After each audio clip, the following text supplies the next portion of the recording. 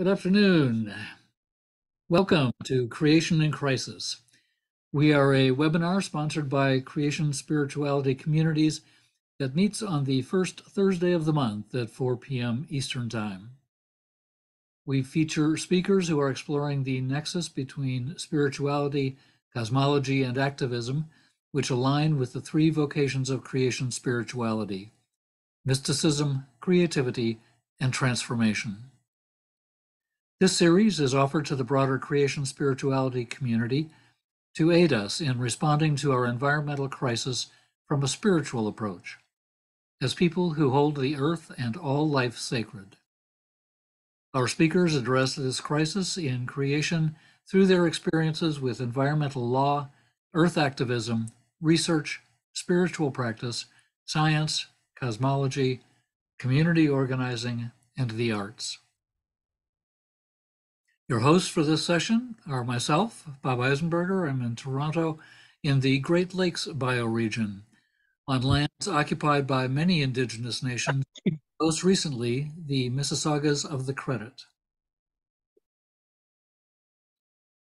Gail Sophia Ransom from the Boston Basin region on lands ceded from the Massachusetts tribe, and Penny Andrews from the Great Lakes bioregion ceded from the Ho-Chunk people. And I'm also doubling up as technical support for this Zoom session. And now I'm going to turn it over to Penny. Yeah, welcome everyone. We're very excited to have Sarbmeet join us. He's been a wonderful teacher at the Deep Time Network, and he is here to share his wonderful wisdom. We're opening with a coherence exercise from Di Shearer, and it's an invitation to designate this time separate from the time that brought you here, and beginning with a connection to your breath. So let yourself leave behind the day-to-day as we come together to align with the power of cosmic evolution. Our task in this Zoom meeting and beyond is to become aware of the possibilities before us. Our task as individuals is to notice within ourselves our allurements, what is drawing us forward. Our task as a group is to notice our attraction to one another. Together we create, we generate a new set of possibilities that hasn't existed before. We are here to focus on realizing, bringing into reality those potentials that are ahead of us. It is not that we ignore the problems, it is that we see through them to the inspiration and the opportunity they provide for further development of ourselves, our species, and the whole quantum reality of which we are a part. I invite you now to go inward. Hear the calling of your inner being.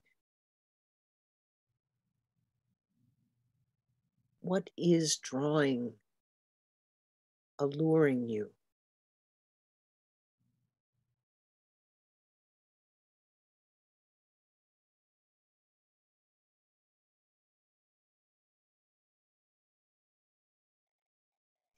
I invite you now to feel your connection with others.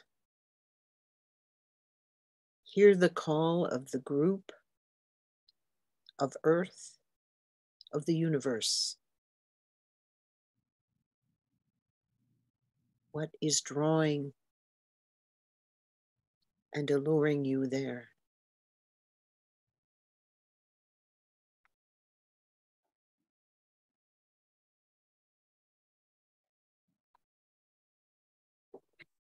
We share this unique afternoon together, and I invite Gail to introduce our guest today.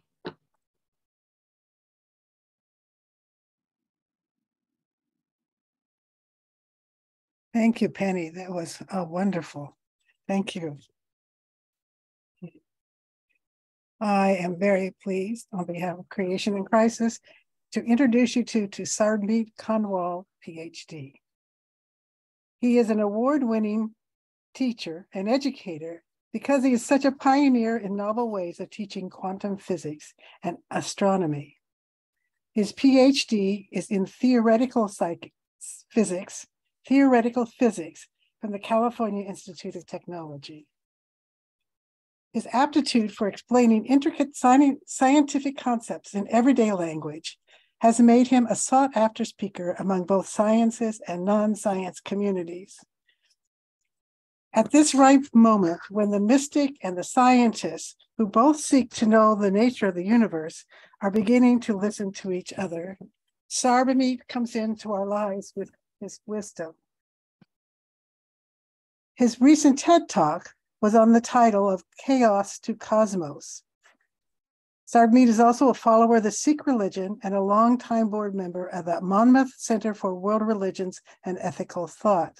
You see how he brings all of his science and philosophy together.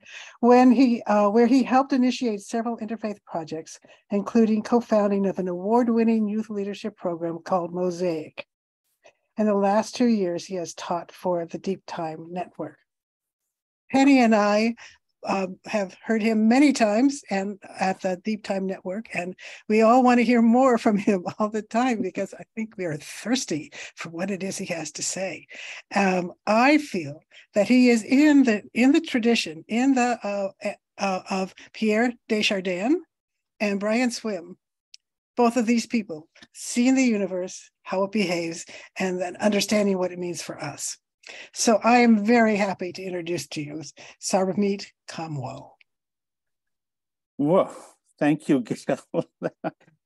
That was a very kind introduction. But I must say that, I continue to be amazed at the number of folks that have an interest in knowing more about quantum physics. I always thought that this was one of the most exotic of the fields in physics. Most of the time when I tell people that I teach quantum physics, they sort of step back a little bit and say, oh, that's not for me.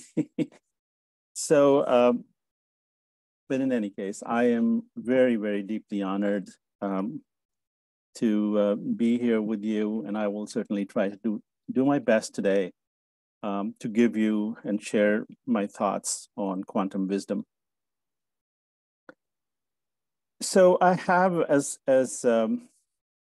Gail said, I have been speaking about quantum wisdom, for the last few months at least.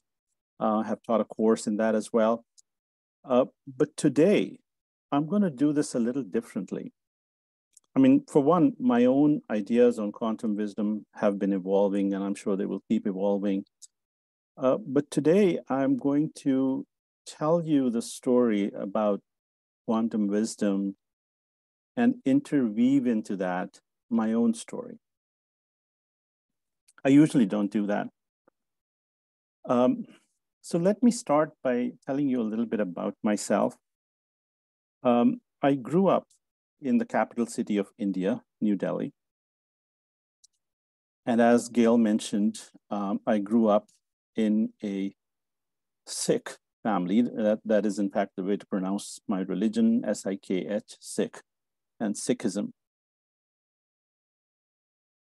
And, as is usually the case, my parents wanted me to be a good Sikh. But I must have been an exceptionally curious little boy because I drove my parents crazy with my questions.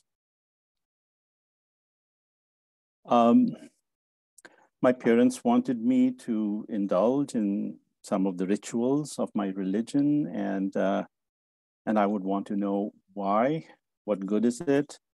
I wanted to know, how do we know that there is a God?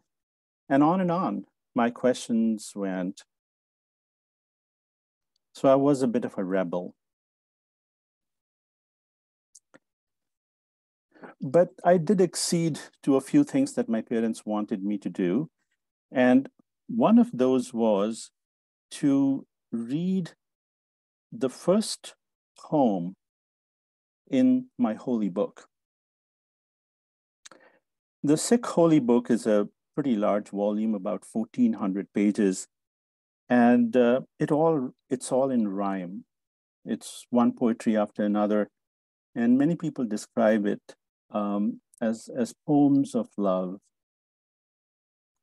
for the Almighty, the power that is.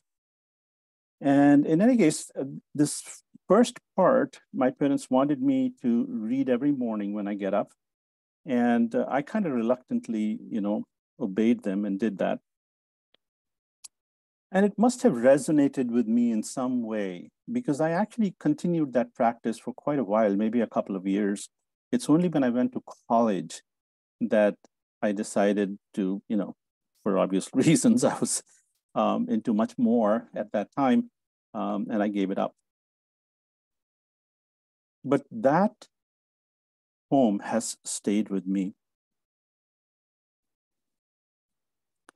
And I want to tell you about it a little bit because it does connect with the quantum wisdom story that I want to tell you today. So here is how the poem goes. The very first two words I will speak in my language, and then I will, tell you about the translation of it. The very first word is Ik Onkar, Satnam. These couple of words basically mean there is one sound, and this is the sound of Om, the vibration that I'm sure many of you are familiar with. There is one sound from which all creation emerged. And the name of it is nothing other than truth.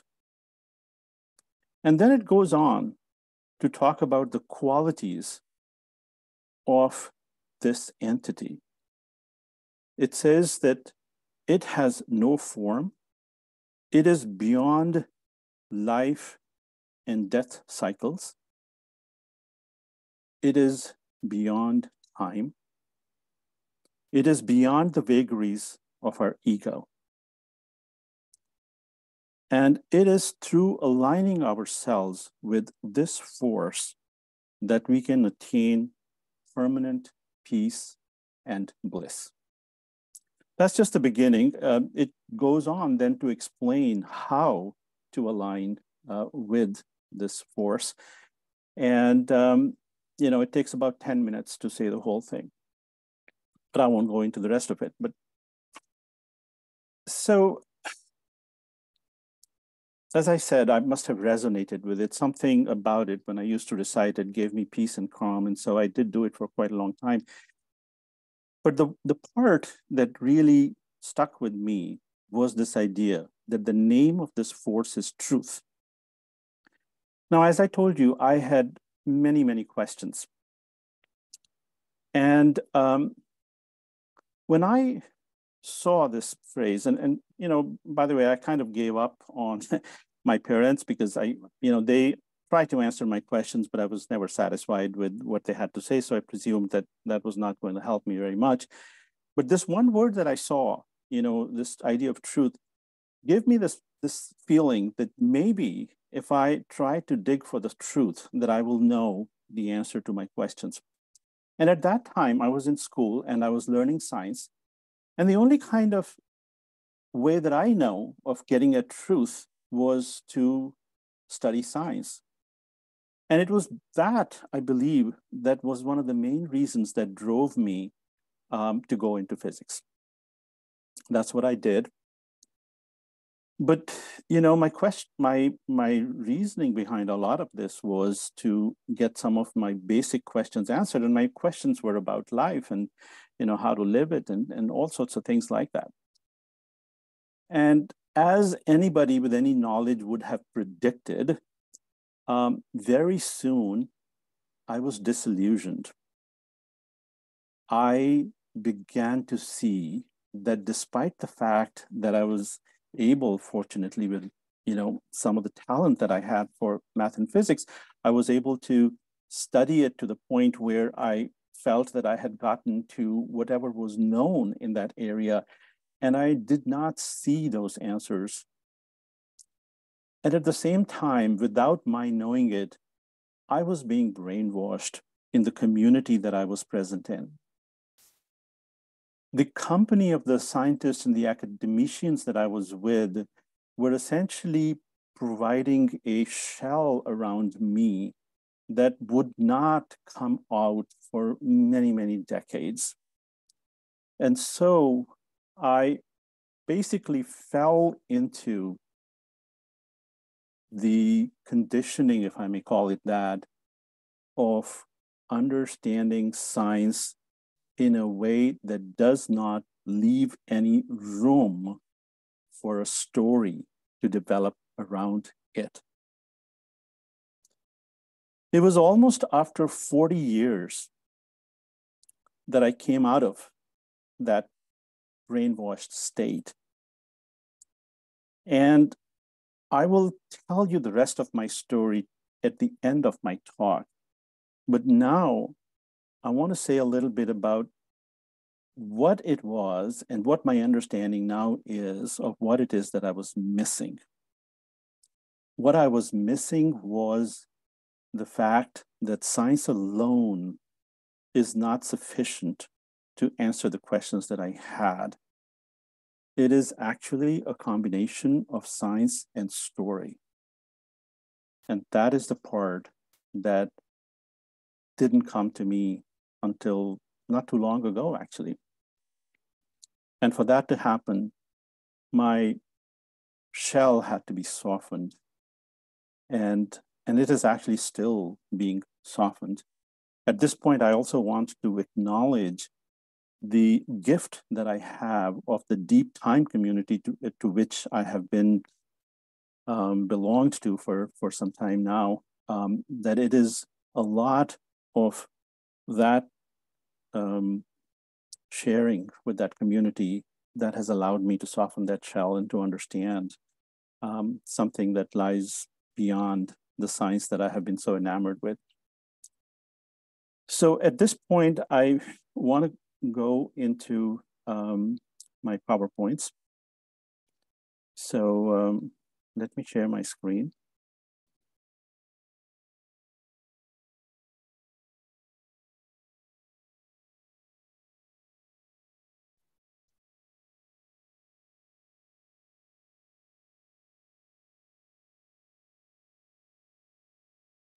Okay, I hope everybody can see it. I'm going to make this full screen. And in case you're not able to see this, please do let me know. So what is the relationship between science and story? Let me share my thoughts on that before I go into quantum wisdom. So my definition of science has changed as well. In my view, science is our current best understanding of the reality that surrounds us. Now, this is a looser definition of science than most scientists would want to agree with.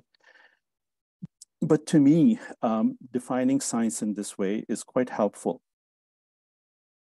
Story, on the other hand, is a narrative, of course.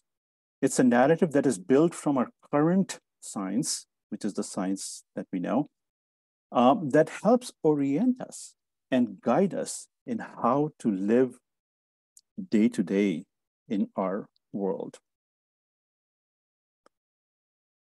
And it is story and science together that provide us with a context.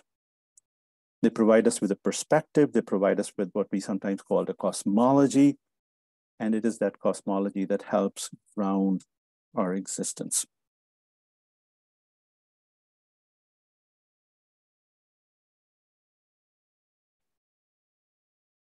I want to share a couple of quotes from, I would say, my heroes, the people that have influenced me in very strong ways. One of them is Michael Dowd.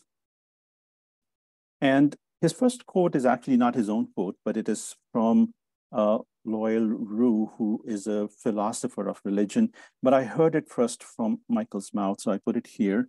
And he says that the most profound insight in the history of humanity is that we should seek to live in accord with reality. And then Michael himself says, living in harmony with reality is the basic definition of wisdom. If we live at odds with reality, we should be doomed. But if we live in proper relationship to reality, then we can know joy. So you can see here that reality is more than science. It is certainly starts with science, but in order for it to have the kind of impact that is being talked about here, it has to be something that can be available to anyone, not just a scientist. And then here's a couple of quotes from Brian Swim along the same sort of an idea. The entire scientific enterprise can be characterized as the development of sensitivities that are necessary to become more fully aware of the reality around us. And he says that the deep truths of science challenge us profoundly. And to understand them demands a change in ourselves along with creative leap of imagination. And this is where he's referring to story. So how does one go from science to story? Again, this is the part that had been missing for me for a very, very long period of time. Because the very word story suggests imagination. And imagination is the antithesis of science. When you think about science, you think of something that is done by grounding it to the experiments, to reality, right? Not imagination, but reality. On the other hand, story seems to suggest imagination. So how do we get from science to story? Well, you start with interpretation. Science by itself is quite abstract. Not only is it abstract, but it is limited in its scope. To this day, science cannot really explain consciousness, which is an integral part of our everyday living. So if we are to use the science that we know and to interpret in a way that makes it useful to our living, then you have to first go through this step of interpretation. And the interpretation requires our imagination. And imagination is aided by visualizing what it is that science might be telling us. And it is also helped by the accompaniment of metaphors that help us understand what it is telling us about reality. And I dare to say that the way in which science can eventually become story is through the idea of poetry. And I would go even further to say that poetry can become dance and ritual. And it is then that science truly becomes story. Now, the reason why I was so resistant to this idea of going from science to story is because I had decided, and this is what most scientists would say too, that I had decided that truth is something that resides in science. But now I know that truth is much more than that. I believe now that truth is what aligns us with the flow of the universe. And therefore, truth is subjective. And what's most amazing to me is that now the latest science that we have, which is quantum physics, is telling us the same thing. It is telling us that what we had always taken to be objective reality is in fact subjective. And to me, that is an amazing revelation. So now let me share with you some examples of how one goes from science to story. And I'm going to begin from ancient people. And I'm going to be referring mostly to the Western culture here, which is where I know most of my audience is at.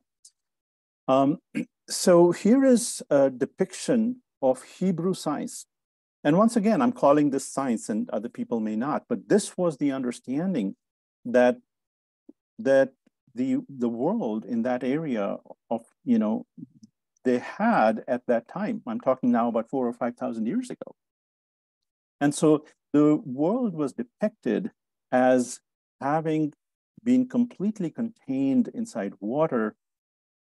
In, we call the firmament is the sky, there's land, there's water, and then there is the underground where dark spirits, reside, and so forth and so on. And that was the picture that we had.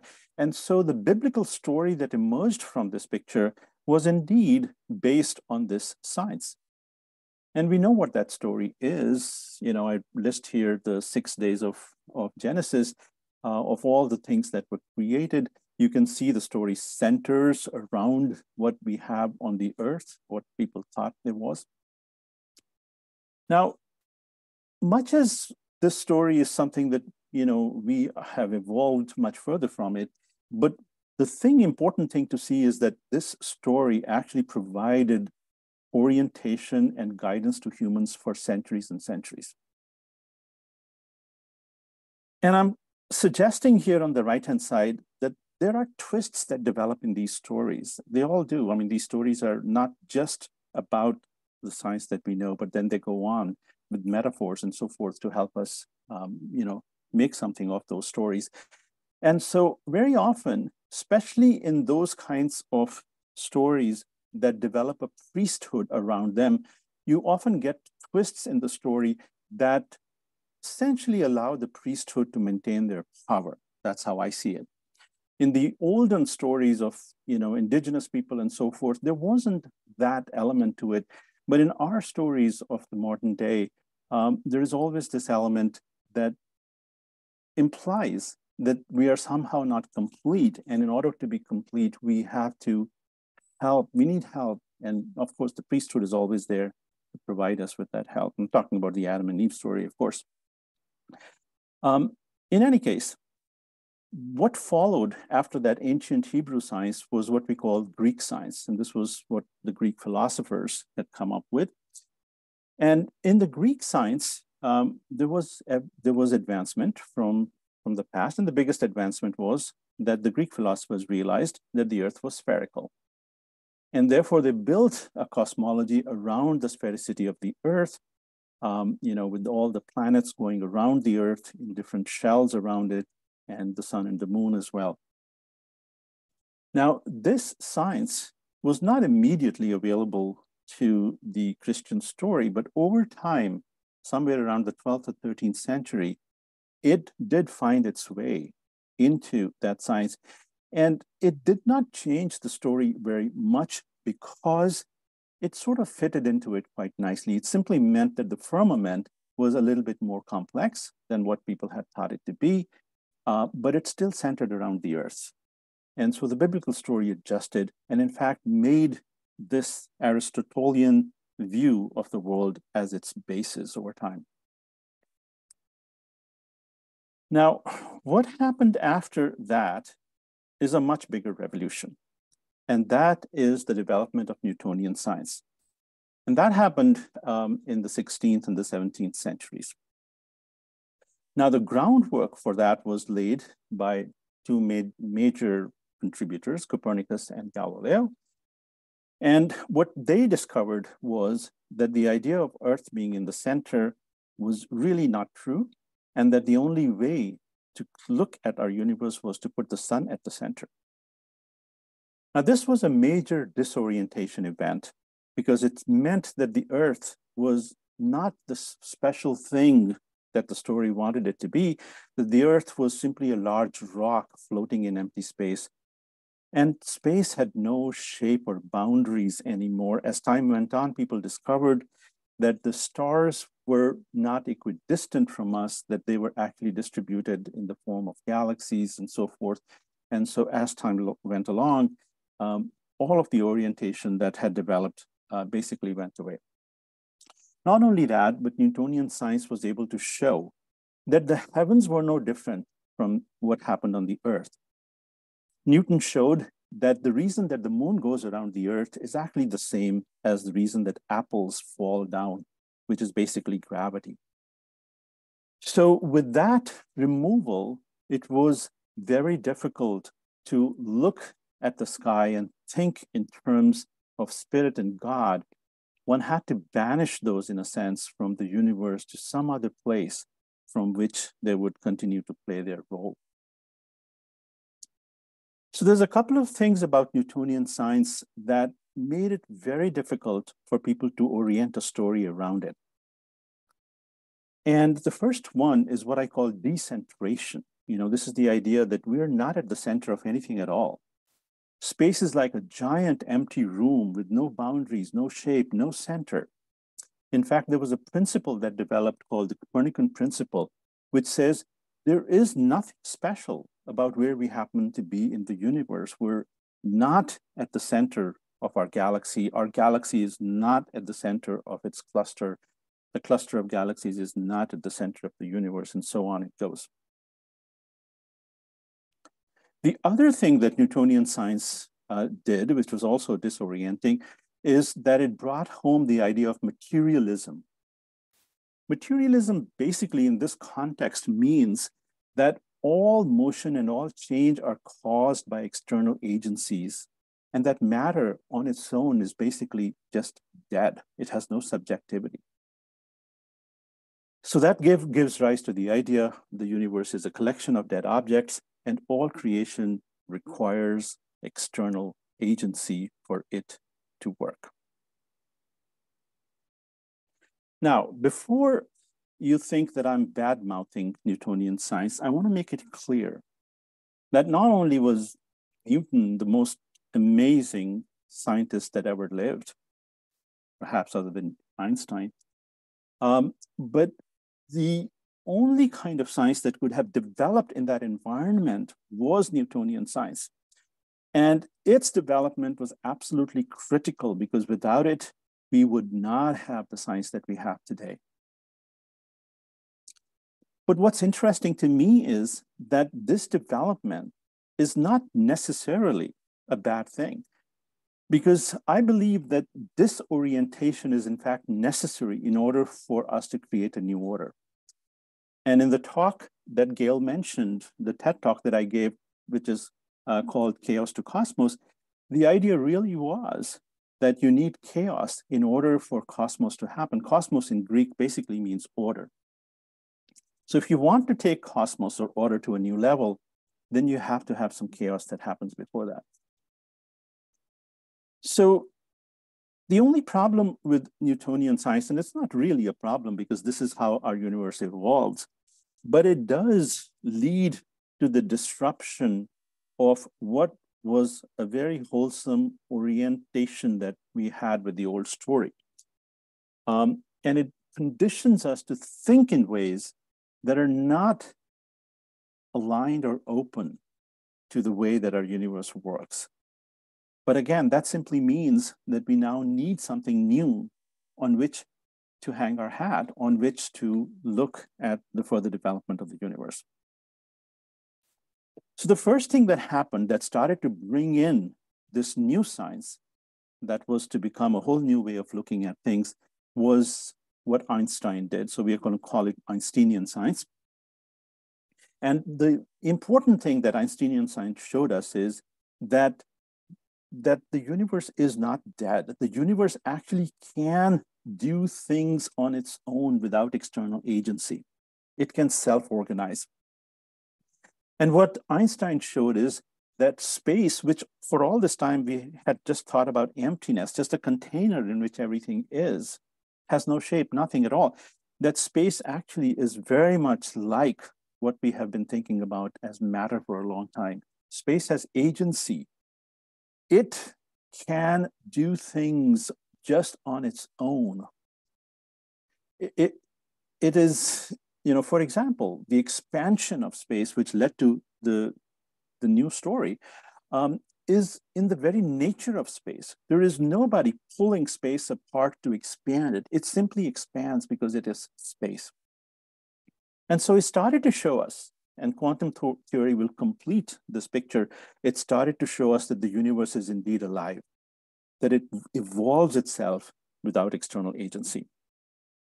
The other thing that Einstein gave us is what we call omnicentricity, which is actually really well explained by Brian Swim in his book, Hidden Heart of the Cosmos. What this really means is that we do have centration again. That indeed, even though if you look at the universe, we might appear to be in this vast empty space with nothing special about it, but in fact, every point in that space is the center of the universe, and every point in that space emerged from where the universe originated from, and so every point in space is actually the origin of our universe as well. The best analogy that Brian points to, and others as well, is what's called the raisin bread analogy, which basically says that if you take the raisins in a bread that is rising, which is kind of the expansion, that those raisins really don't move in the bread dough. It is the dough that expands. And so if you reverse this expansion and start to think about contraction, you eventually come to the point where all of these raisins would have to be at the same point, at the center, basically. And this idea completely changes as to how we view the universe, because now the universe is centering on each one of us. And so it was these ideas that, when combined with some of the other physics that was being developed at that time, gave us the new story in which we have the Big Bang, which then, gives rise to hydrogen, which becomes galaxies, which becomes stars and planets and life and so forth. So I want to draw a distinction between the old and the new story here. The old story was a story of creation, the 7 days of creation. The new story is a story of emergence. The old story was about things. The new story is about processes. That's what emergence is. It's a process. And of course, as I mentioned before, the old story had the twist in it that made us feel that we were not complete, that we needed something more in order for us to get to where we need to get to. The new story doesn't have that. It says that we have everything already and that we just need to wake up to its power and purpose. Now, I can't say. Maybe a day might come when the new story might also become institutionalized with a priesthood to it, and then who knows what kinds of twists it might create on itself. But at least at this point in time, we have a story that is really available to us without structure, without institutionalization. And I think that's a wonderful thing for us to be able to do. So now I'm going to move on to where quantum physics comes into play and why it develops the story even further. So what does the new cosmic story do for us? It provides us with a grand evolutionary context, which connects us to the universe and highlights our ongoing interdependence with each other, right? It's about relationality. We're all related and we can't live without each other. The whole has to either grow together or it won't grow at all. It also helps us identify with the flow, the cosmic flow, the thrust of evolution. And it tells us that we are embedded in that flow. And it gives us some inkling as to how we might want to align with it. But there is still something left for our story to tell us. And that is, how do we emerge out of the obstacles that are naturally presented? And this is, again, part of evolution. Evolution is not a straight line. It's always crooked. And so there are obstacles that come into the way. And one of the things that we want is an idea about how to move over those conflicts.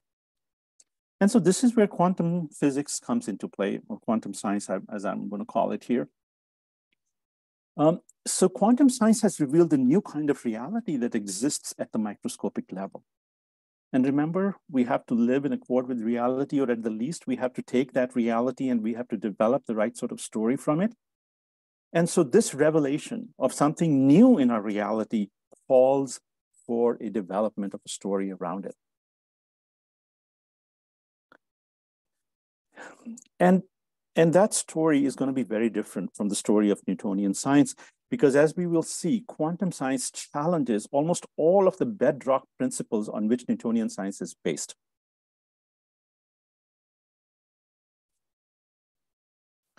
So here we go. Let's see how we can extend our story in a way that it can show us the power on how to guide our future. So the first thing about Newtonian science that becomes a damper in our desire to move forward is its idea of reductionism.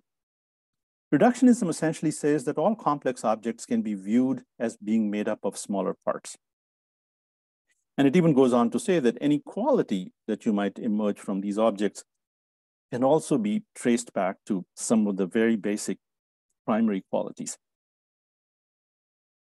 So what reductionism does is it devalues the whole. It kind of makes us think that a whole is just a sum of parts. Now, this idea is partially redeemed in the new story. The new story says that there is creative emergence, that when parts come together to make wholes, it is more than the sum of the parts.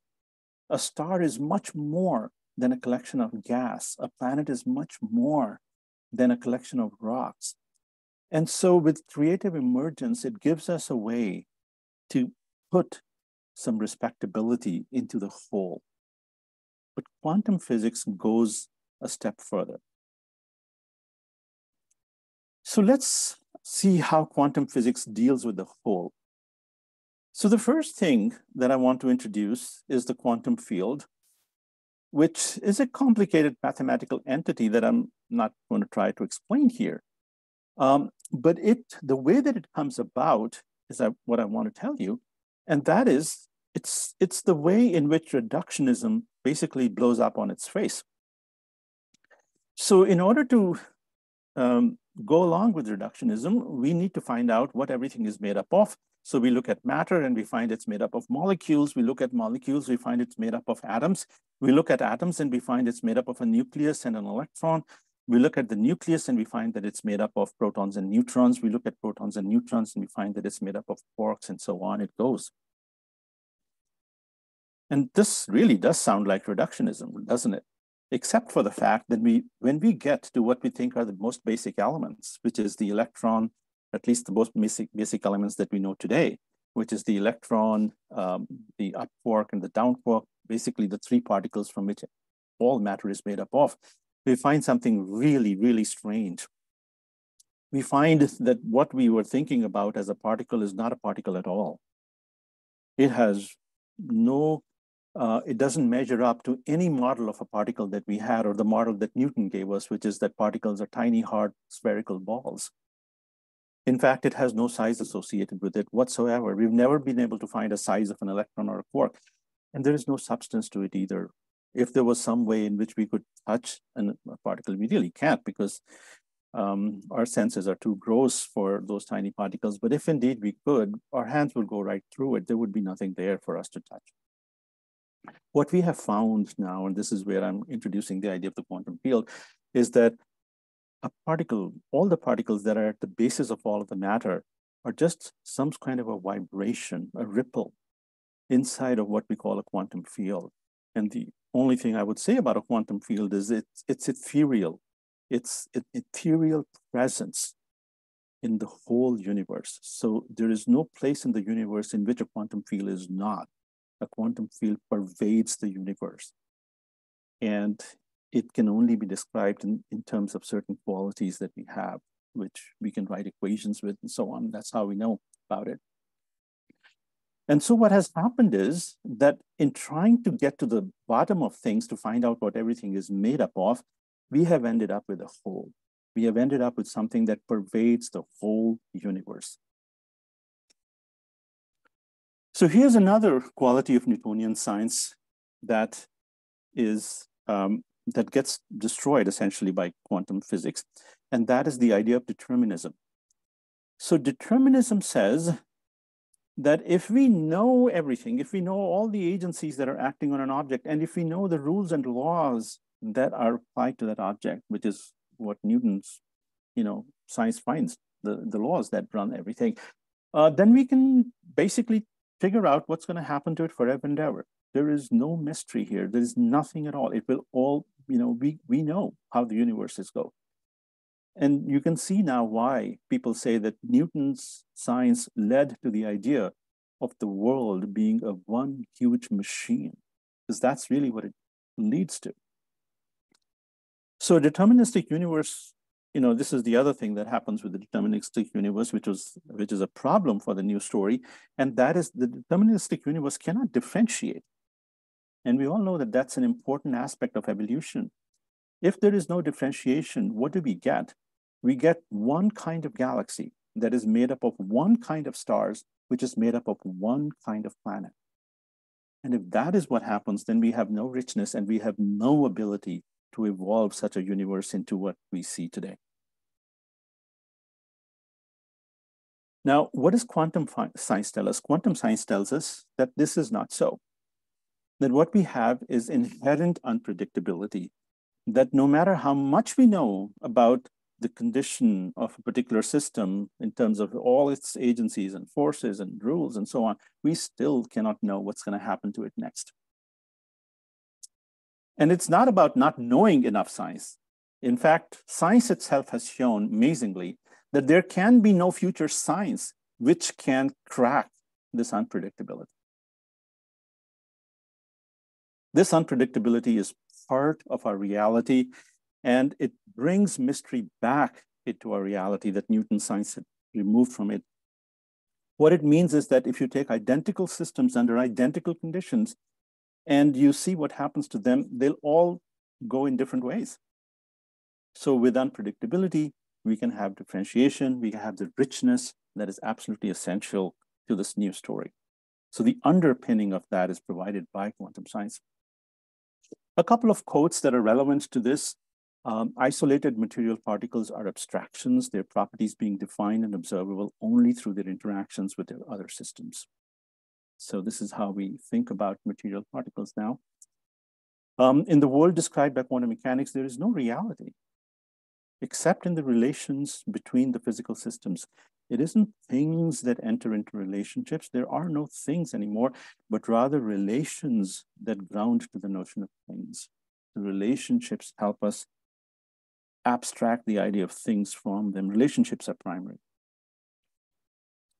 So how do we think about a particle now, given this, a quantum particle? And I want everyone to keep in mind that when I'm talking about this reality, I'm talking about the reality that is applicable to these tiny quantum particles. It's not the reality that we live in. The reality that we live in is an emergent reality that emerges from this reality, from which all matter emerges, essentially. So an unpredictable system can only be described by listing the possibilities that it can become, right? I mean, unpredictability means that we don't know what's going to happen to it. The only thing we can talk about is the possibilities of what can happen to it. And so when you have possibilities, you can list them. And the only thing you could do with those possibilities is to describe them in terms of which one is more likely than the other. And you can associate numbers with likelihoodness. And that is exactly what quantum physics does. It uses those numbers and writes equations with them. And in this picture that I have on the screen, I'm using the darkness of, so just to explain this picture, it's basically what you might think of in terms of the idea of putting one particle in some kind of an enclosure. So I put one particle inside an enclosure, and now I don't know where this particle is because of the unpredictability. So every time I go into this enclosure to find where the particle is, it'll show up in a different place.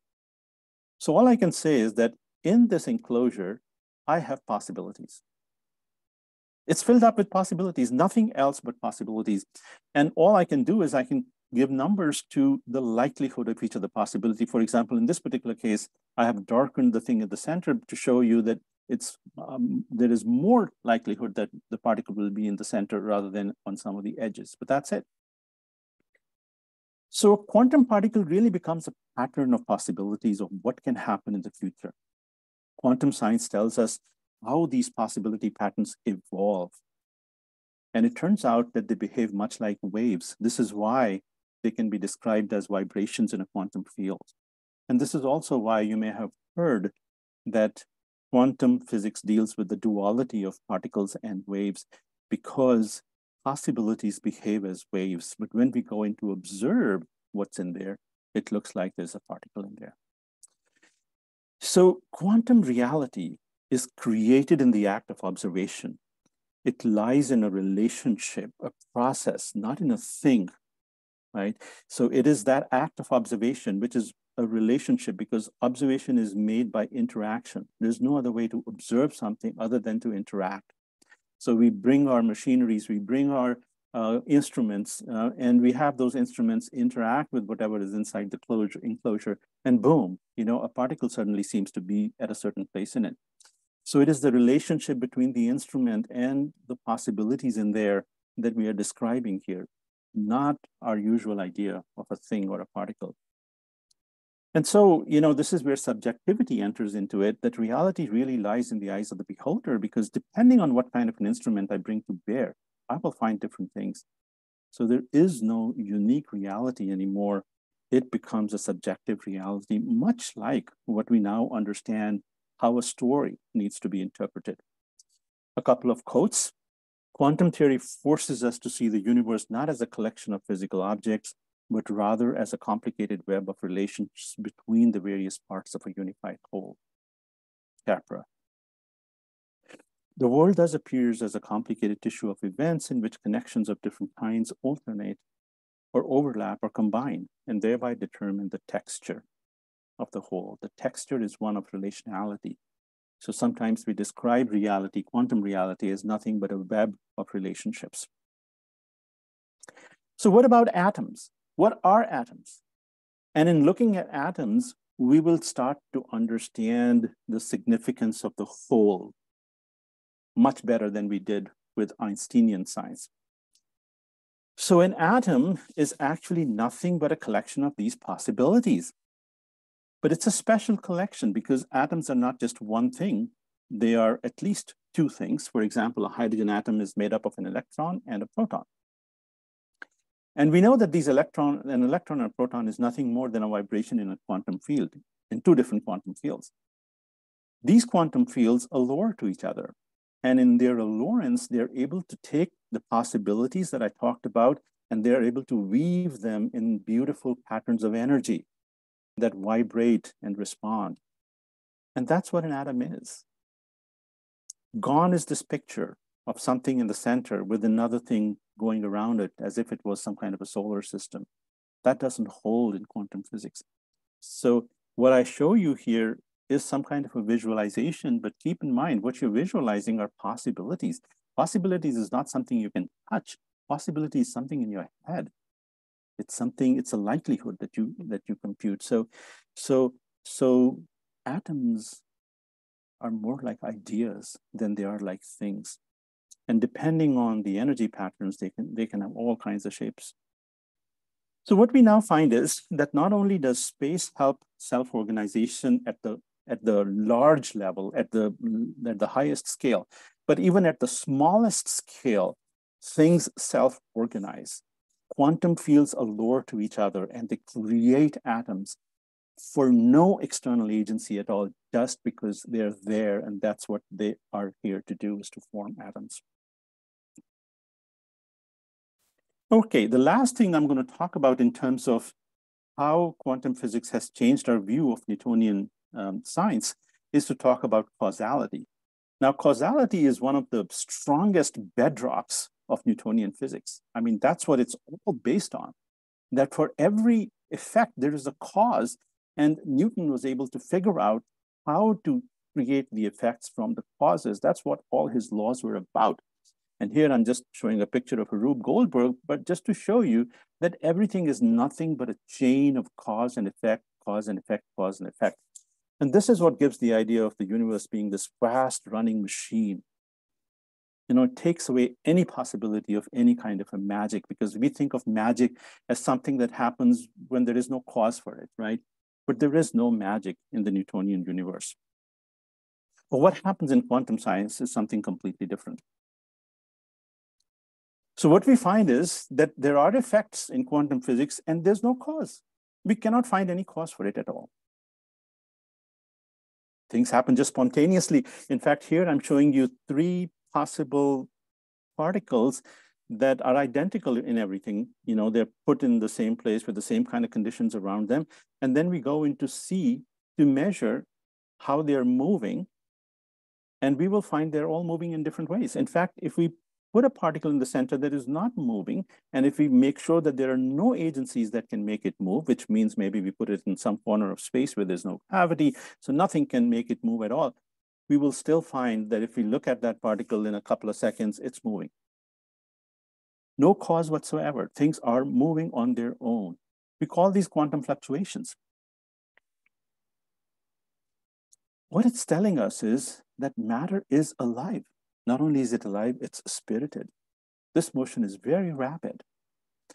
And so this is a completely different picture.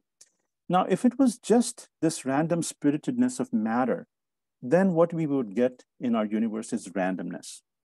And in fact, many people wonder, you know, how could we have created this incredible universe from random processes? But the fact is that randomness is only a part of the story. It's only a part of the picture. The other part of the picture comes from the whole. And that is what is important, because it is the guidance that is offered by the whole to this randomness that creates evolution. Here's a picture that I often show in my talks about quantum fluctuations. Now, I'm not going to explain exactly what this is, but this is actually a computation that someone did of how some of these fluctuations can be visualized. These are fluctuations in a quantum field, as it turns out.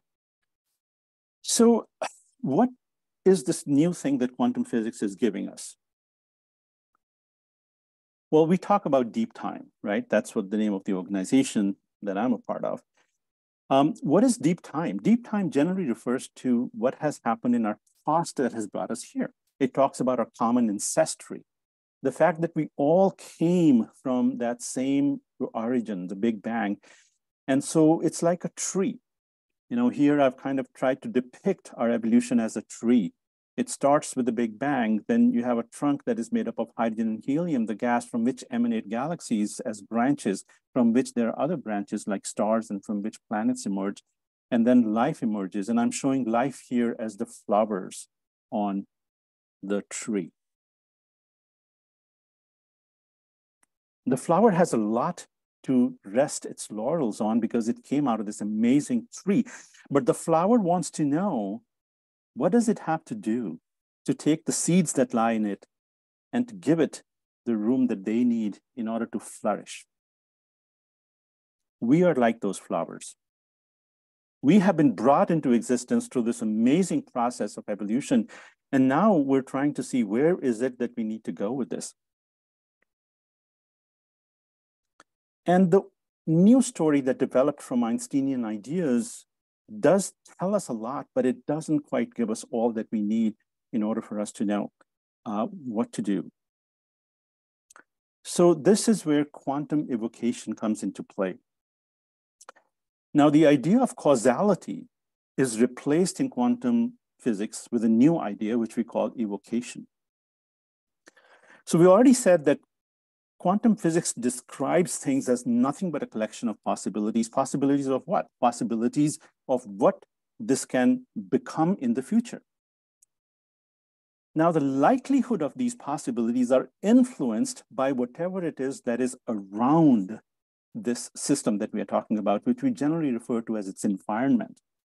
The equations of quantum physics tell us how the environment influences these likelihoods and makes certain things more likely than others.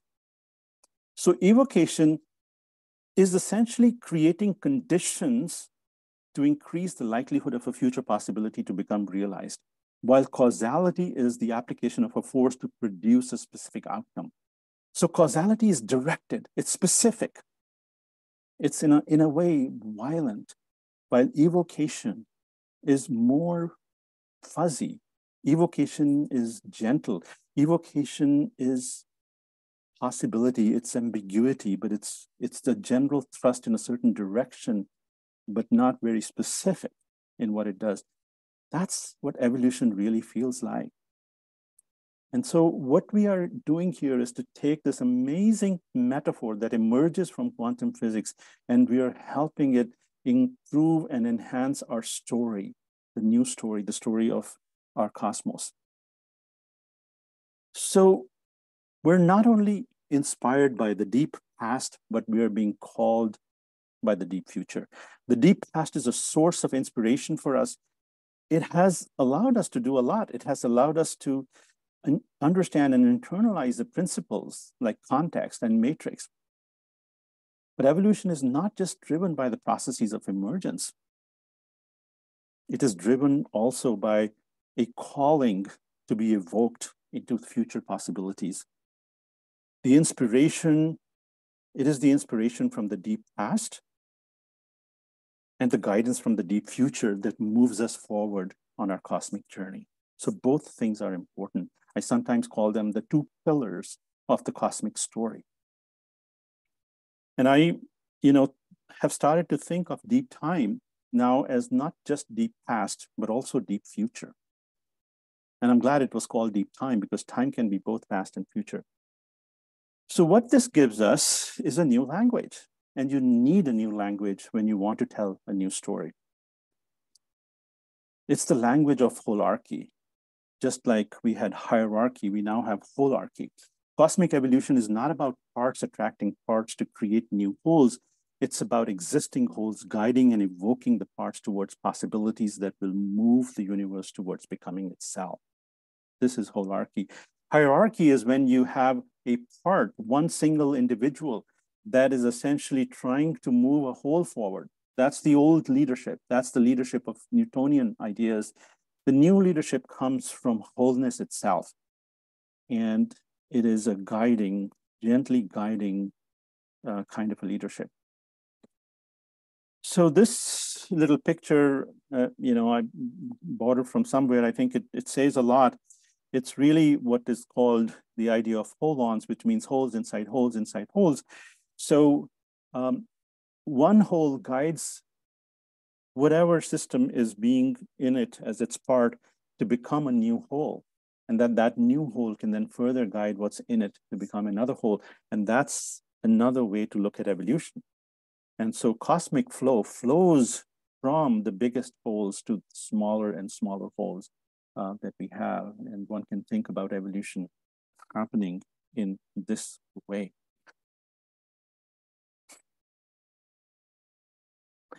Okay, I'm going to pause here and stop my sharing. So I've said a lot, and I'm sure that you're probably somewhat disoriented and perhaps trying to gather it all in your minds. But if there is a couple of questions that you want to throw at me right now, I would rather pause and answer them. And I do have a few more things to share with you, but we're coming closer to the end here. So let me see if there's anything that you want to be better explained at this point in time. And it's okay if there's nothing that comes to play, I can just move on. So if you have a question, I suggest that you refer to your Zoom toolbar, look for the icon that says reactions, and under that you'll see a bar that says raise hand. If you do that, it'll bring you to the top of the list and we'll be able to call on you in sequence. Thanks.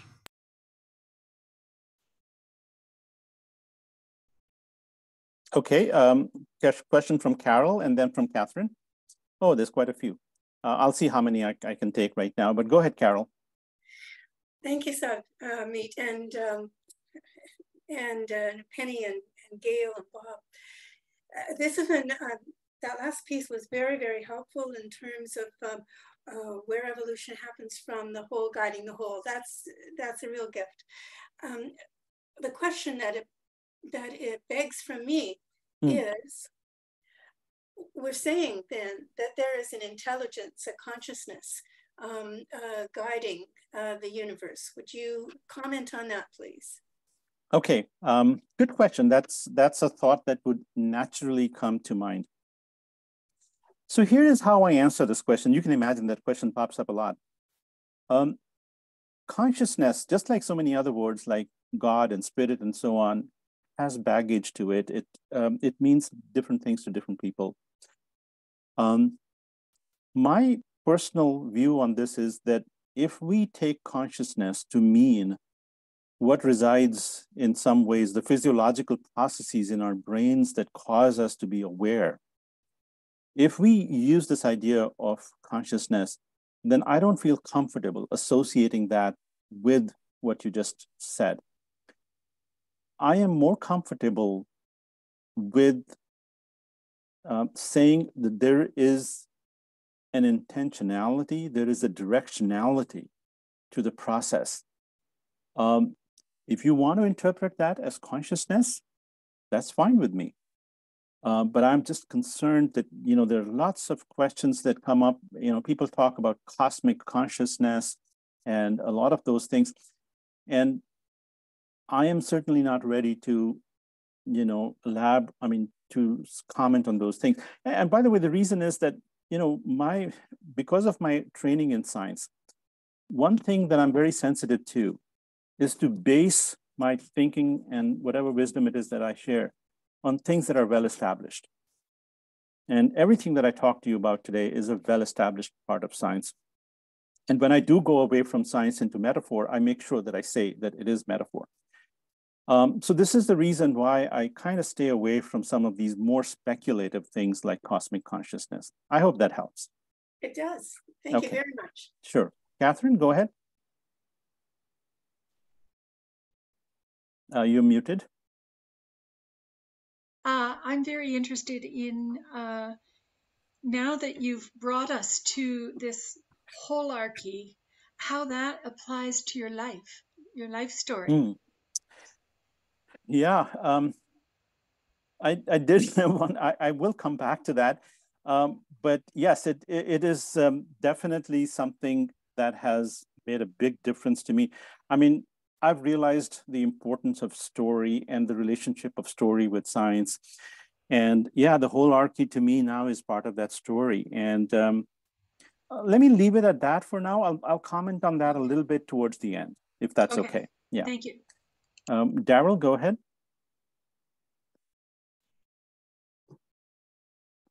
You're muted, Daryl. Oh, did I have that gone? Is it on now? Yeah, I can hear you. Lots of thoughts. William James, the father of American psychology, was studying mysticism, and he said something like, we are realizing that we create our own universe. And then I want to jump to Hinduism for a moment on the tapas. I just want to check my thoughts out with you.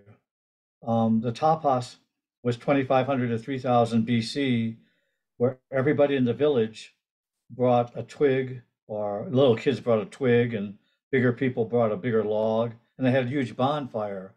Isn't that still going on today with the celebration, the fire walk? And they're celebrating the creation of the universe, the energy of fire. And let's see. Then I keep seeing an infinity symbol. Everything is circulation. Everything is constantly circulating. Our bodies are constantly changing in circulatory form.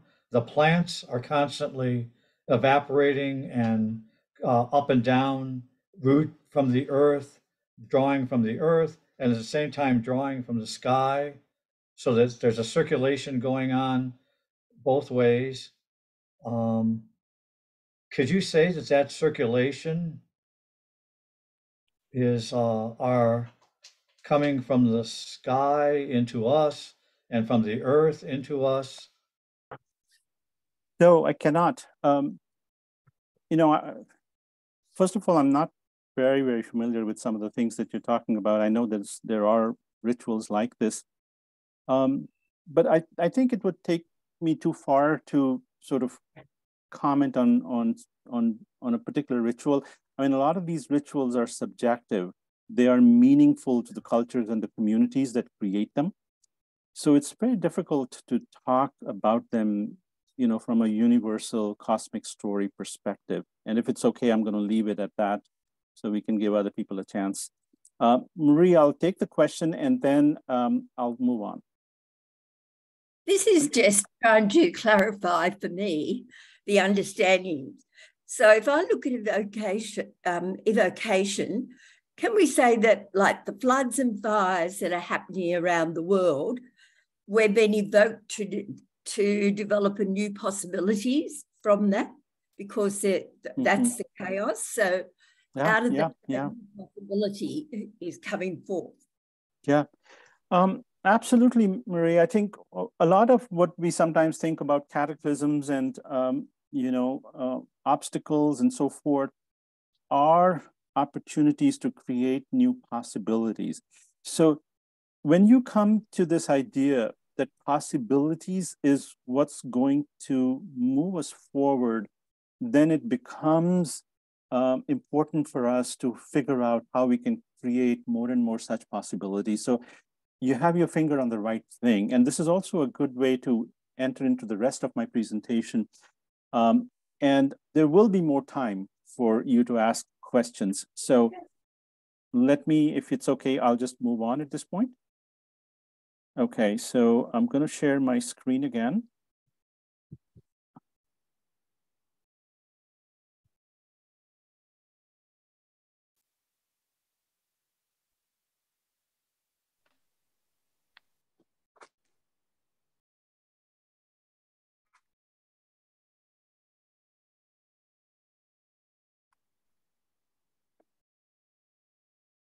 So here we were.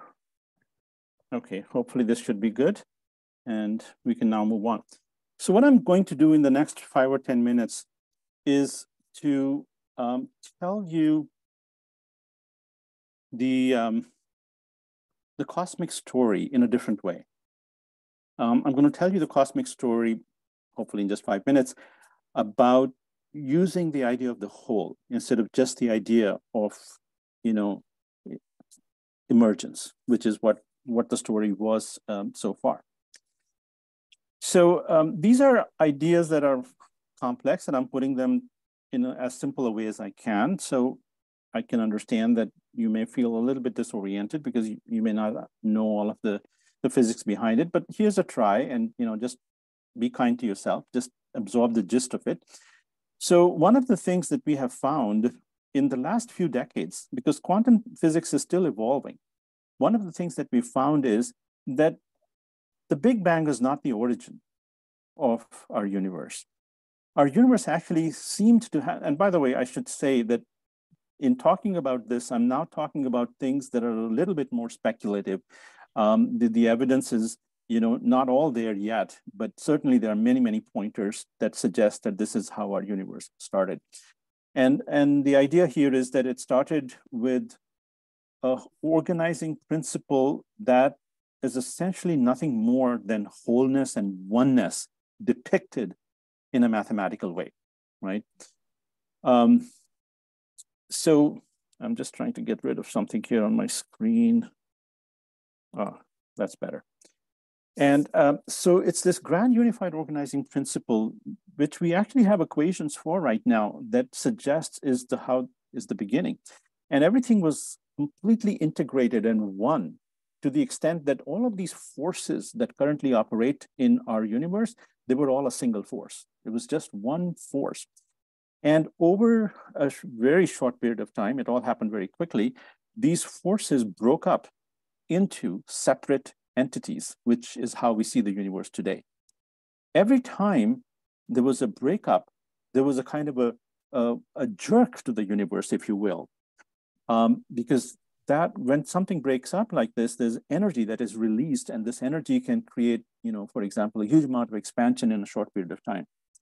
Well, it turns out that the biggest shock to the universe or shift in the universe happened at the time when gravity, which is we know to be a force, separated from the other. Actually, let me say that differently. It was the time at which, first of all, gravity separated, and that was happened almost in the beginning of the universe. And then from the forces that were left over, there is something called the strong force that separated, which is the force that keeps the nucleus of an atom together. And at that point, we understand and believe is when we had the Big Bang. And there was so much energy that was created that all the particles that we have in the universe were created in that process. We also call it the process of inflation because the universe increased in size so rapidly in a very, very short period of time. And then there were other forces that separated until we had what we consider to be hydrogen and helium spread out in space and time. And space and time, as it turns out, is really nothing more than gravity itself, as we have learned.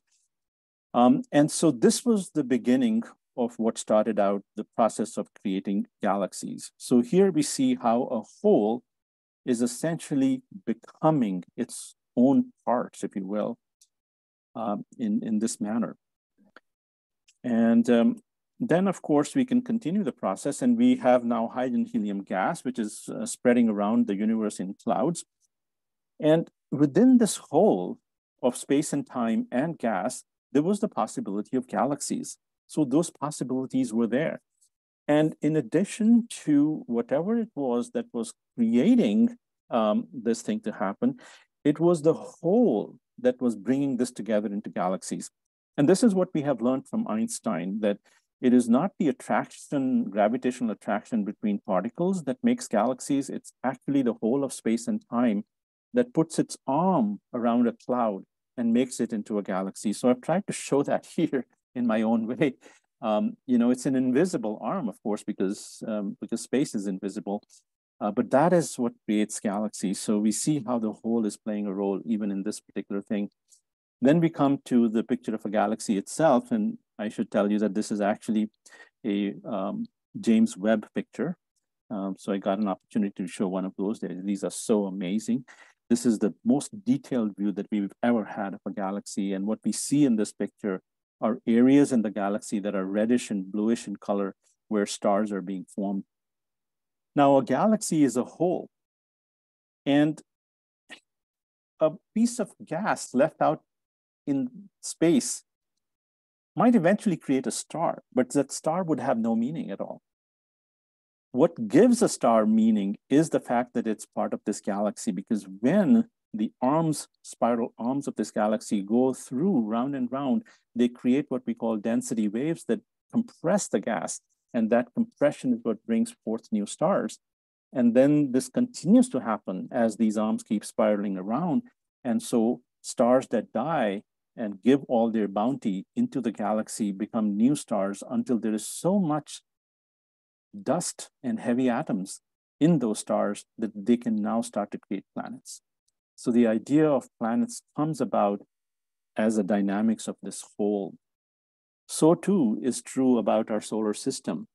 Our solar system is not about a single planet called Earth that happened to be at a certain place in it and then was able to produce life.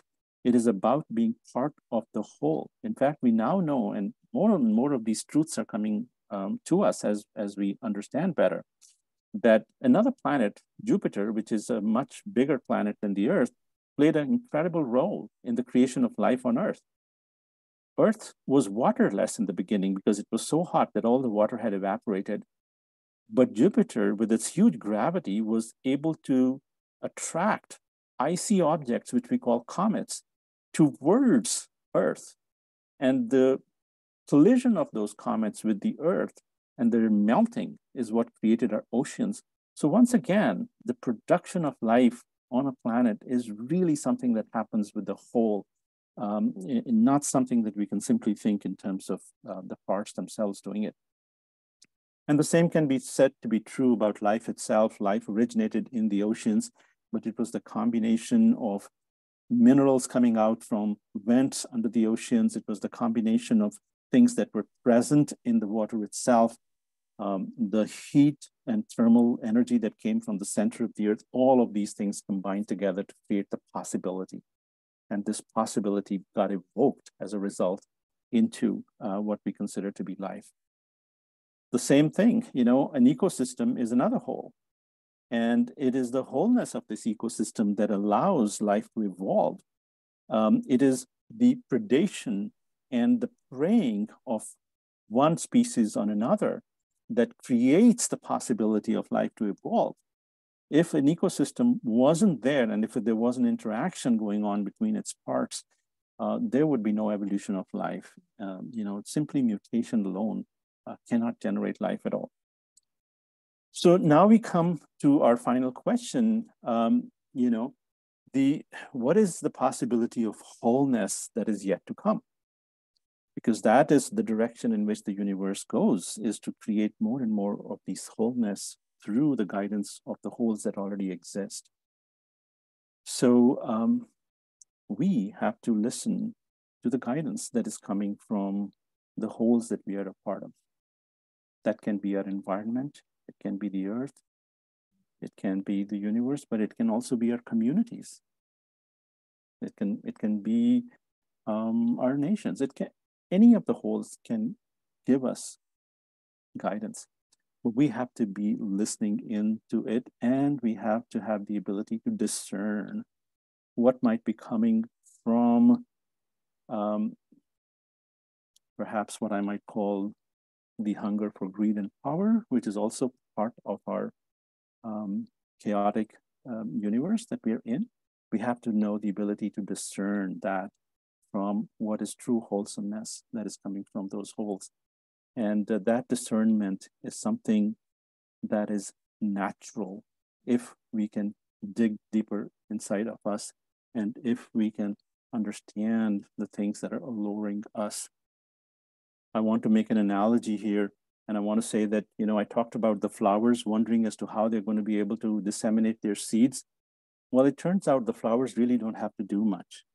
They have to wait for the breeze to blow, or they have to wait for an animal to brush by, and that will disseminate its seed. Just have to be open to it.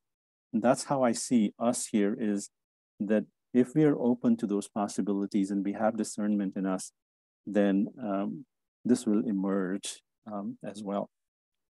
So I want to, you know, give you the last part of my story here. So, you know, I was in the scientific community for a long time, and my shell that I had put around me was getting stronger and stronger. And it was only when I retired from that career that I had, and I started to teach in a community college, that I started to open up. And it was actually my interaction and my encounter with a couple of folks, in fact, two that I have already talked about. One is Michael Dowd. I was fortunate to be present in a presentation that he was making. And he absolutely blew my mind when he said that the new scripture for humanity is the 14 billion year evolution story. Just that one sentence just absolutely changed everything for me. And I was literally in tears when that happened. And of course, encountering Brian Swim's work has made a big difference as well. So that rigid shell still needs work. It's still, and it's now my interaction with the deep time community and with folks like yourself that is helping me to get out of that and to really understand what story means and how it's related to science. So I'm going to end this with one final quote. An omnicentric universe is filled with voices calling us into deep activation.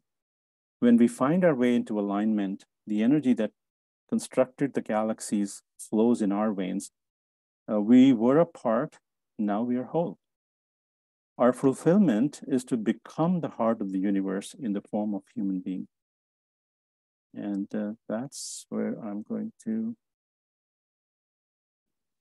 stop my sharing. So not a whole lot of time is left, but whatever time is left, I would rather devote that to a Q&A. I was thinking at one point of having a breakout session, but I think that's not needed at this point. I can see that people have a lot of questions. So please keep your questions brief and to the point so that we can give an opportunity to as many people as possible that want to. And by the way, I would be happy to hang around after 5:30 as well, if anybody wants to have me answer some other questions. So with that, we can use the same method that we had before. So Marie, I knew that you had a question before as well. So please go ahead. Oh, sorry. No, sorry. That was from before. Oh, that was from before? Okay. Well, then it's Lisa. Thank you, Sarbmeet. It was great to hear your story at the beginning of your story. But I guess what I want to say is more of a comment.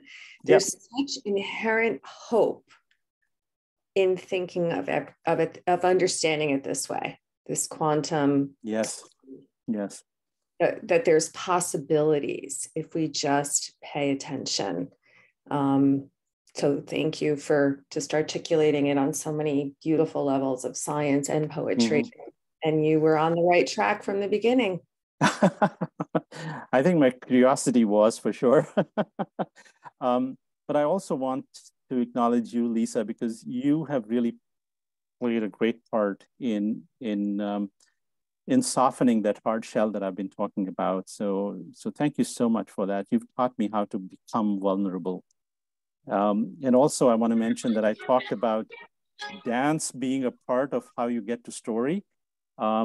Lisa is a living embodiment of that. So thank you, Lisa. Daryl, go ahead.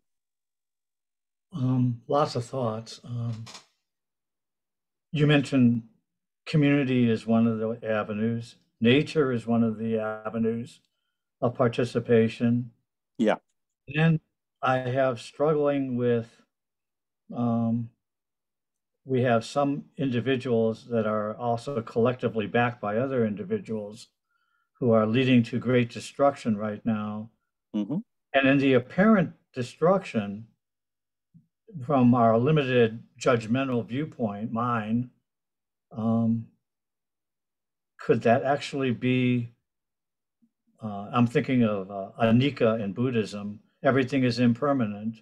Yeah. And so that impermanence is going to cause us to evolve, even with the apparent destruction that we seem to be witnessing. Could you comment on that? Yeah, sure, Daryl. So, the way I have of thinking of this is that a new order cannot be created until the old one is split up. And so I see a lot of the destruction as a part of that process. Interestingly, if you go back into evolution, you see many points in evolution. In fact, we know that we've had 5 extinctions in our evolution story. And, maybe we're getting ready for a 5th one. I do not know. But we've survived all of them. And that, as Lisa was saying, that is where hope comes in. And we'll, have to see how this one goes. So the momentum of change cannot be stopped, because change is the actual nature of the entire universe from the beginning. Absolutely correct. Okay, thank you. Absolutely correct. Absolutely. Thank you so much. Elizabeth. I keep wondering how we can evoke leadership in a larger communal way than what we've done in the past. What can we do to help? Yeah.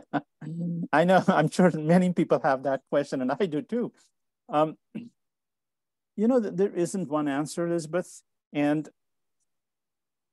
I think we have to find our way. And, like I said, there is so much differentiation and diversity in our world, which is so fortunate, because that's what enables the possibility of things to continue to move forward. And I really do think that there are many ways to tackle what we are into right now. And, it just would take too long for anyone to list those. So my thinking is, let's go forth and find our own. I mean, we know that all of us have allurements and attractions and passions within us. And if we can discern them to be passions that truly belong and come from our wholeness, then those are what I think we need to indulge in. And by indulging in them, I think we will be on the right path. That's all I'm going to say. Catherine, go ahead.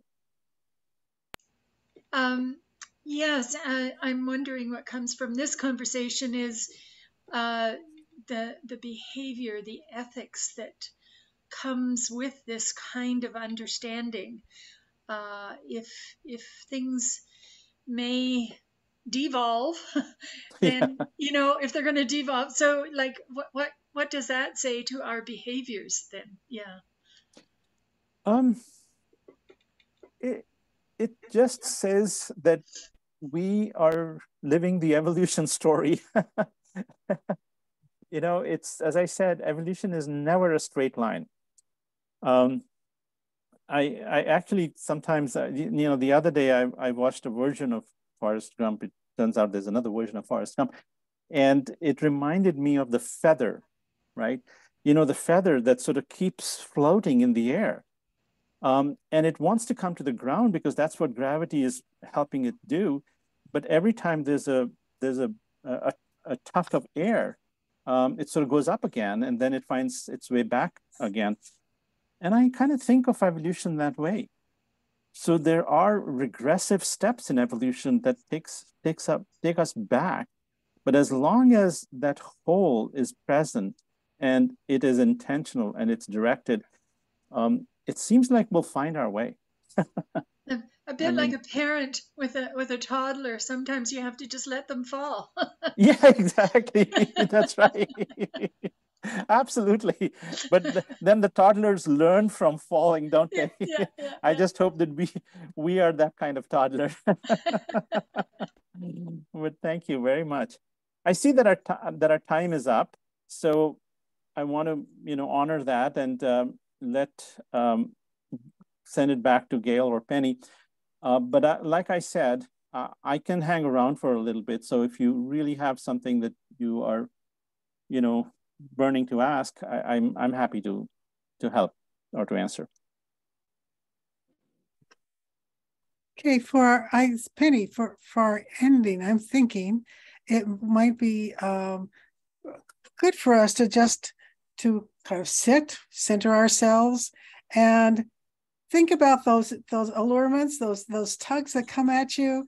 See for a minute, what you're feeling right now. That's that part of that wholesome part.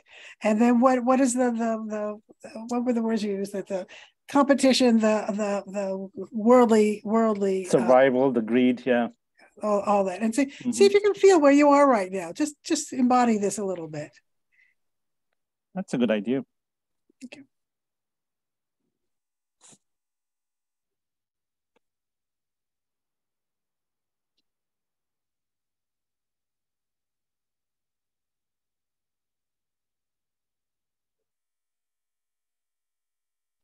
Maybe switch a little bit. If you're feeling one, see if you can find the other as well.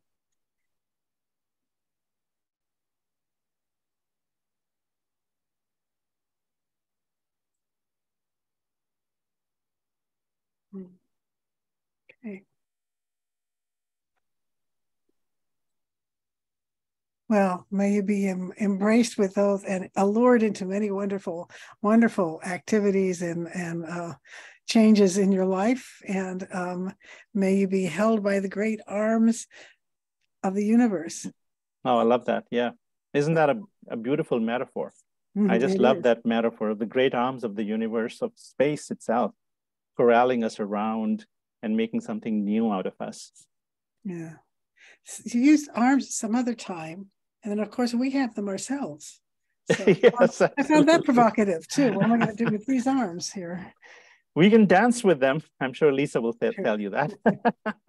There she goes. We can dance with arms. We can also hug with our arms. Yeah. But, I think the most important thing, is to be open like the flower. That's a metaphor that I love very much. Let that breeze blow your seeds to different places, and let things happen. Let your bodies brush with something that will create something new. and our psyches too. Yeah. We can do it. Yeah, yeah. I see there's still a lot of folks on the call. So, you know, Have you again, written a book? Have you written a book around this? Catherine, that's a question I get a lot. I have not written a book, but I am definitely inspired to do it. Good. And, you know, Yeah. maybe with your good wishes, I will Yes. one day get to that. But yeah, Wonderful. yeah, I will. I think it's something that certainly can be written down. Yeah, but thank you for continuing to inspire me as a group of people that are so hungry for this, and it enables me to think and come up with these ideas and thoughts. So thank you for being there.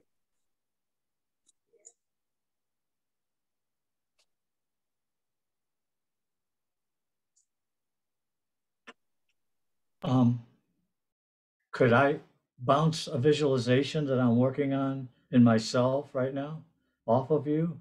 And maybe you could improve it or comment on it in case I'm headed in an incorrect direction, perhaps. Happy to do that, I find Daryl. I find myself crying a lot when I see all that's going on with the planet that we've done to it. And Yeah. I find myself mourning like a grief reaction, like a human being getting lost in my life. And I find tears for what's going on in Ukraine and for the people of Hungary that are under a dictatorship and for the people in Brazil who are seeing their rainforests torn apart. Yeah. And my visualization would be this, that could my tears combine with everybody's tears on the planet, that I also having those same tears, that have that same level of feminine sensitivity, could that be combined like a waterfall to put out the fires in the minds of Oh those my who are gosh. harming the earth and harming the people? What a visualization. Oh my gosh. Absolutely beautiful. So our community right now could be doing that. What we're doing right here, Yeah. if we are moved, excuse me, Yeah. if we are moved to tears, Yeah. Yeah. those tears come from our biology, our consciousness, our awareness, our meditation, Yeah. and they could heal at another level, a quantum flux level, maybe? Who knows? Who knows? I think what is important here is to not let those tears put water, as they say, or a wet towel, I would use the example, on the allurements and passions that are arising inside of us. Let those tears not do that. Let those tears, if at all, be like the water going into the soil to further bring out those things that lie inside of us so that they can become those next arms that will bring new wholenesses together. So don't let them dampen social justice action. Would that be? Yeah, that too. But you know, one thing that I didn't get a chance to really talk about is that being an activist is not a bad thing at all. But we need to understand that activism alone isn't going to save our world. We need to be creating these new possibilities that will beckon us to move in the direction that we need to. You know, one thing that happened that I actually talk a little bit about in my TED Talk is this picture called Earthrise, which was a picture that was taken from the moon about the Earth rising from the horizon of the moon. That one picture created 1,000 possibilities and actually started almost single-handedly the environmental movement in the 1970s. That was not activism. That was the creation of a possibility in front of us that could evoke things in us. So could we look at images of the Webb telescope where Hubble only saw 2 million galaxies in a dark field, and now only 40% of the Webb telescope is focused on 3 trillion galaxies, and we are part of that. Yes, absolutely. I think the Webb is has the potential to raise those kinds of possibilities once again.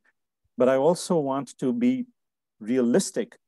And, you know, there is so much in our world that has made us jaded so that we don't react to these things in the way that we did even half a century ago. And so what could have become an amazing turn of events sometimes doesn't happen anymore, which just means that we have to keep trying. Can I pipe in here, Margie? Yes, Margie, I'm sure you've had your hand up for a while. Sorry. Yeah. It's along that line. I'm just wondering if the human race has reached a sufficient degree of maturity, because we're behaving like adolescents right now. Yeah, true. And we're fighting over tiny little pieces of the planet at the detriment of the whole planet. Yes. And we're so tiny, and it's as if we have a whole lot of places to go if this place, you know, ends up being destroyed. Yeah. And it, but like there is also a movement, which I think is what you're talking about, is that people taking a new perspective on a new planetary security system without violence that will require a global judiciary system, a global economic system, a global, and so they're thinking global, but not in the sense of this grab for material goods and at the destruction of the planet, but building something together. And it seems almost like impossible the way we behave right now. But I think more and more people are connecting and seeing themselves as a tiny little insignificant but very important dynamism, not just particle in the universe, but a movement that looks for communion, that looks for harmony, that looks for growth into something new. You know, absolutely. And so, you know, go ahead. Now with World Beyond War about that specifically that global security system, you know, and it's amazing. People have been working on this for years and thinking it out and imagining possibilities constantly. And that's how it happens. You know, that's where the hope is. I mean, we're looking at that movement right now. It's us, right? I mean, we are being sensitive to what's going on, and we are giving thought to it, and we are open to possibilities and ideas. We're creating new possibilities. So that is happening. And, you know, once people, I remember someone saying that all you need is 10%, that if you have 10% people on one side, then you can continue to move forward. Yeah, that's based on the Kabbalah too. Yeah, that is it. I've heard that too. With and that's what I was going to bring up. That and the violence and the upheaval that we're having right now is actually part of the change, and it's proof that the change is happening because it's so large right now to us in our face. But it both gives us impetus to care about that, but it also is a sign that we are. And if just 10% of the people in the world begin to hold that hope that you mentioned, then we can create the new world, the global caring community. Absolutely. True. Francois, you have your hand up. Yeah. I say, when you speak about extinction, the extinction that happens now, I connect that with the destruction we are doing.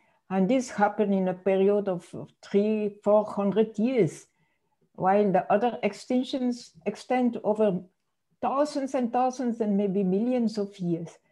So the extinction of now is our human man made.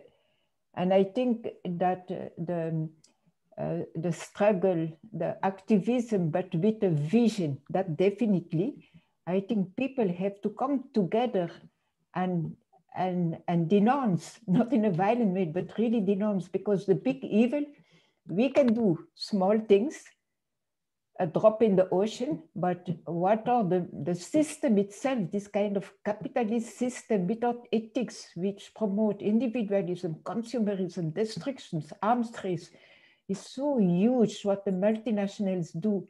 How to fight this huge thing?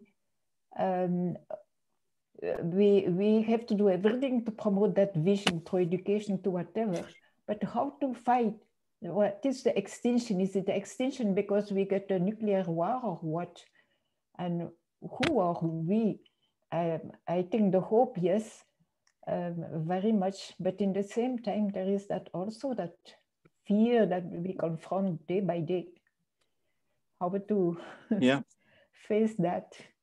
Thank you, Francois.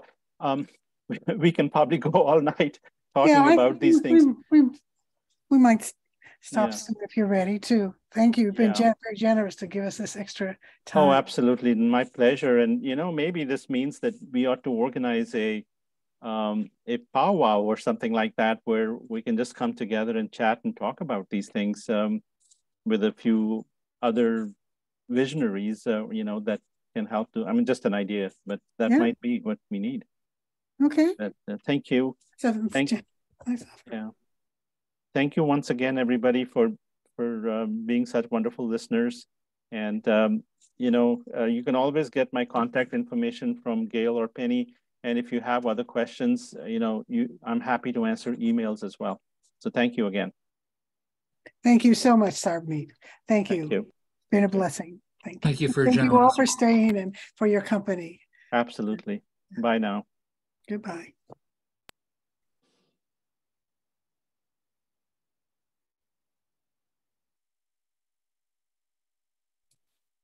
Thanks, Bob, for a terrific support effort. Yeah.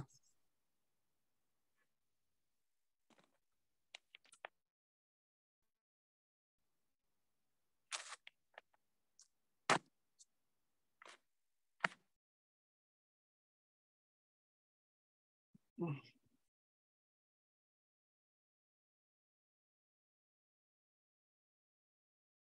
right, I'm going to send us all home.